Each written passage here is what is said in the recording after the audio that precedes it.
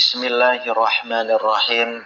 Assalamualaikum warahmatullahi wabarakatuh. Syukur alhamdulillah kita bisa berjumpa lagi di channel ini. Sholawat dan salam selalu dan tetap tercurahkan kepada junjungan kita Nabi besar Muhammad sallallahu alaihi wasallam.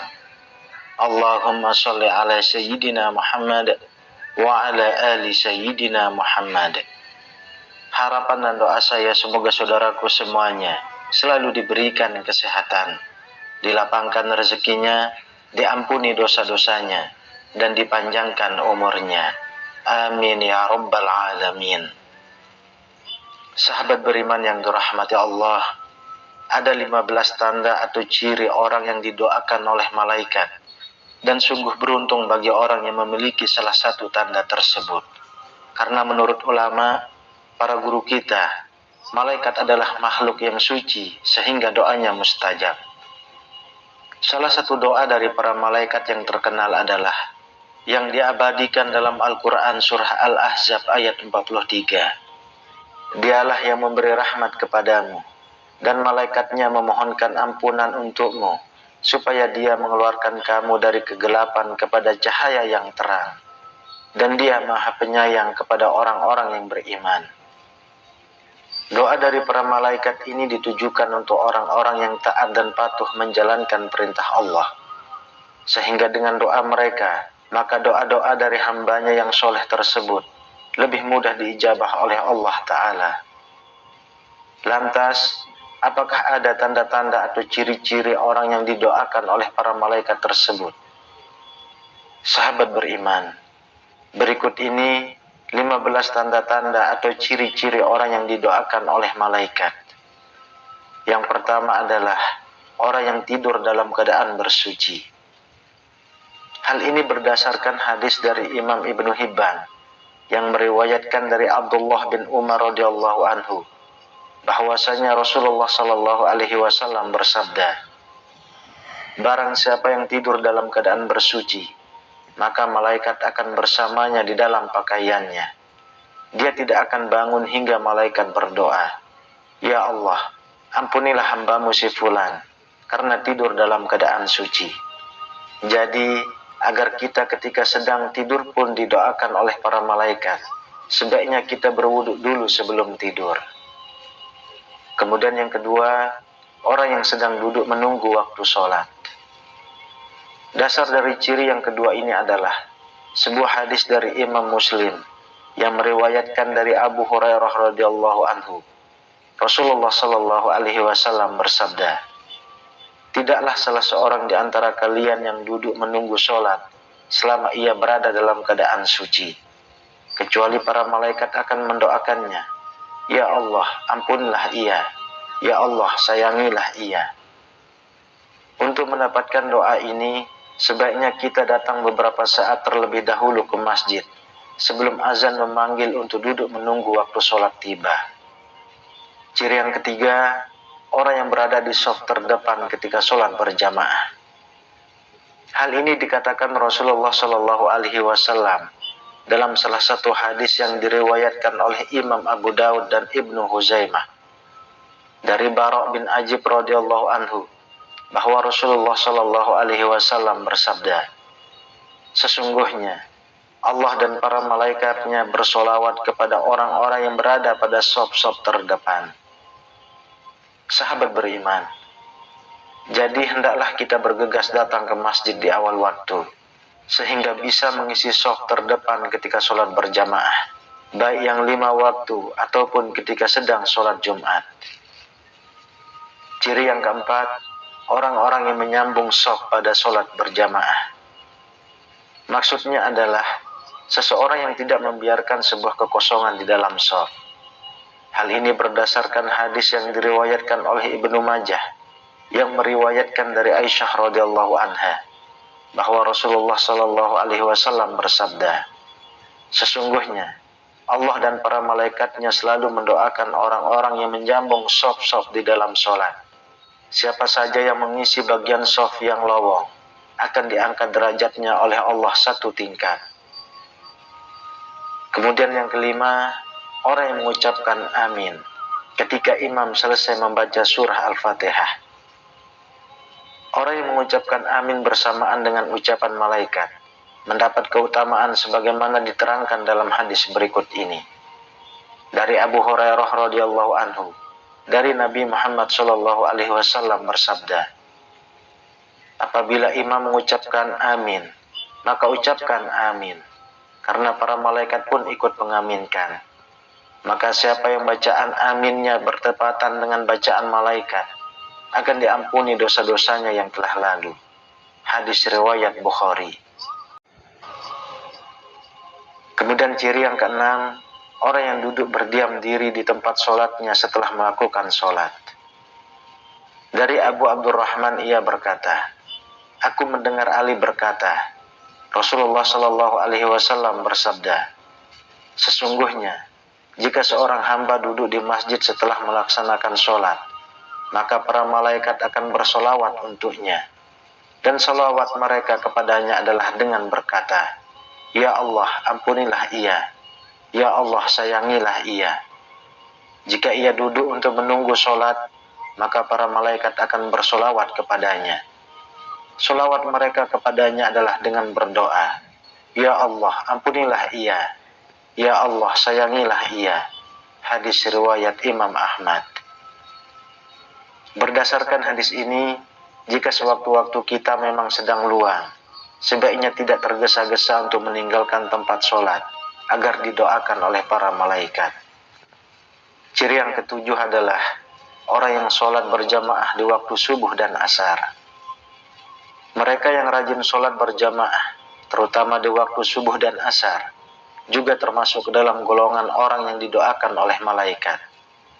Hal ini berdasarkan hadis yang diriwayatkan oleh Abu Hurairah radhiyallahu anhu. Rasulullah Shallallahu Alaihi Wasallam bersabda, malaikat bergantian melihat kalian pada siang dan malam. Para malaikat itu bertemu di sholat subuh dan sholat asar.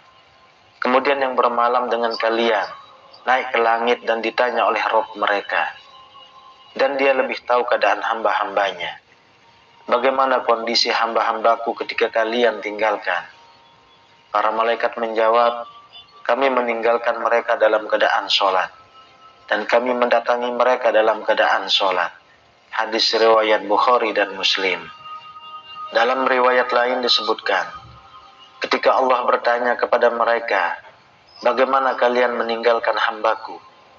Para malaikat menjawab, kami datang sedangkan mereka sedang melakukan sholat, dan kami tinggalkan mereka sedangkan mereka sedang melakukan sholat. Maka ampunilah mereka pada hari kiamat. Hadis riwayat Imam Ahmad. Yang kedelapan, orang yang mendoakan saudaranya tanpa sepengetahuan orang yang didoakan. Rasulullah Shallallahu Alaihi Wasallam bersabda, doa seorang muslim untuk saudaranya yang dilakukan tanpa sepengetahuan orang yang didoakannya adalah doa yang akan dikabulkan. Pada kepalanya ada seorang malaikat yang menjadi wakil baginya. Setiap kali dia berdoa untuk saudaranya dengan sebuah kebaikan, maka malaikat tersebut pun berkata, amin. Dan engkau pun mendapatkan apa yang ia dapatkan. Hadis ini diriwayatkan oleh Imam Muslim.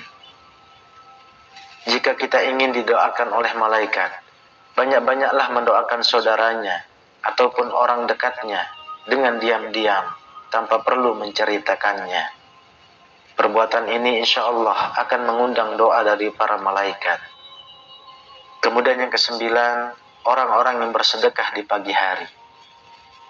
Orang-orang yang senang bersedekah secara rutin di pagi hari, termasuk ke dalam mereka yang didoakan oleh malaikat. Dari Abu Hurairah radhiyallahu anhu, Rasulullah Shallallahu Alaihi Wasallam bersabda, ketika seorang hamba berada di pagi hari, ada dua malaikat yang turun dan berdoa, ya Allah, berikanlah ganti yang suka berinfak. Malaikat yang lain berdoa, ya Allah, berikanlah kebangkrutan bagi yang enggan bersedekah. Hadis riwayat Bukhari dan Muslim. Ciri yang ke-10, orang yang sedang makan sahur. Dari Abdullah bin Umar radhiyallahu anhu, Rasulullah Shallallahu Alaihi Wasallam bersabda, sesungguhnya Allah dan para malaikatnya bersolawat kepada orang-orang yang sedang makan sahur. Hadis riwayat Imam Ibnu Hibban dan Imam At-Tabrani. Itulah sebabnya makan sahur sebaiknya ditempatkan bagi orang yang memiliki niat untuk berpuasa keesokan harinya, agar juga mendapatkan doa dari para malaikat. Yang ke-11, orang yang sedang menjenguk orang sakit.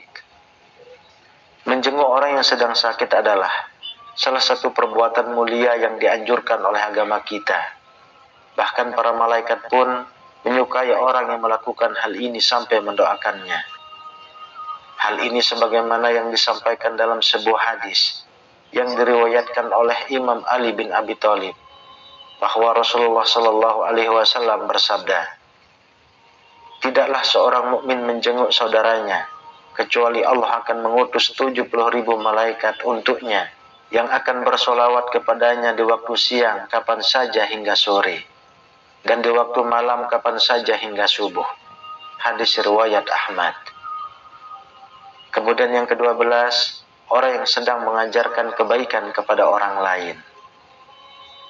Dari Abu Umamah Al-Bahili radhiyallahu anhu, Rasulullah Shallallahu Alaihi Wasallam bersabda, sesungguhnya Allah, para malaikatnya, penduduk langit dan bumi, hingga semut-semut yang ada di lubangnya, hingga ikan-ikan benar-benar semuanya bersolawat, memintakan ampun untuk orang-orang yang mengajari kebaikan kepada manusia.